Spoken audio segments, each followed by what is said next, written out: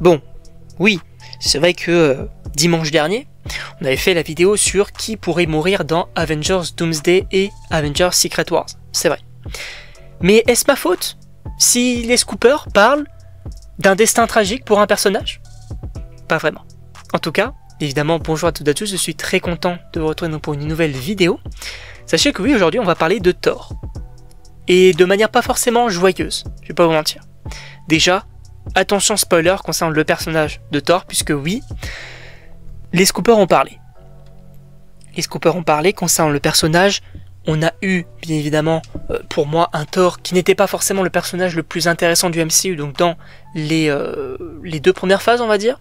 À partir de la phase 3, pour le coup, j'ai pas mal apprécié, puisqu'on a eu donc Thor Ragnarok, on a eu également Infinity War, qui est pour moi son prime, et on a eu Endgame et Love and Thunder, qui mettent en place un Thor qui est pour moi ridicule, et c'est pas ce que je veux d'un Thor. C'est vrai que dans Thor Love and Thunder, c'est clairement un mec, on dirait il gère une colonie de vacances.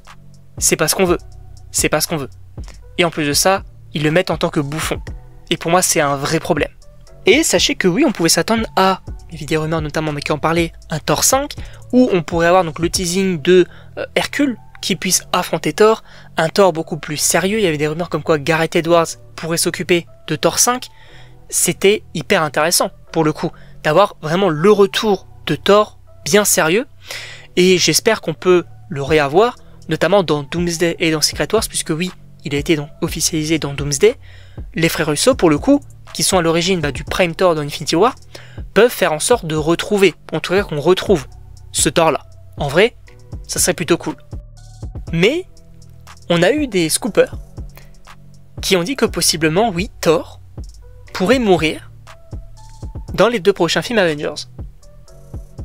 Bon, d'un côté, c'est vrai que ça peut paraître un peu logique, puisque c'est vrai que Thor, c'est quand même l'un des personnages les plus anciens du MCU. Est-ce qu'on a vraiment encore quelque chose à raconter sur le personnage? Oui, mais pas de la manière dont ils le font. Et pour moi, ça peut être un peu dommage, parce que Thor, ça peut rester un personnage qui est quand même intéressant, au final, si bien sûr il est bien développé. En tout cas, un Thor 5, moi je suis extrêmement chaud, vraiment. Et la deuxième information, alors bien évidemment, il n'y a rien d'officiel, Thor peut totalement rester en vie à la fin des 2 films, mais on pourrait avoir le destin, en tout cas la fin pour le personnage de Thor dans les 2 prochains films Avengers, en tout cas c'est les scoopers qui l'évoquent. Ça et aussi le côté de, même si il meurt possiblement, encore une fois, on peut avoir d'autres personnages en lien avec Thor qui puissent évoluer. Alors, certains vont peut-être me mentionner Jane Foster, qui était au Valhalla avec Heimdall.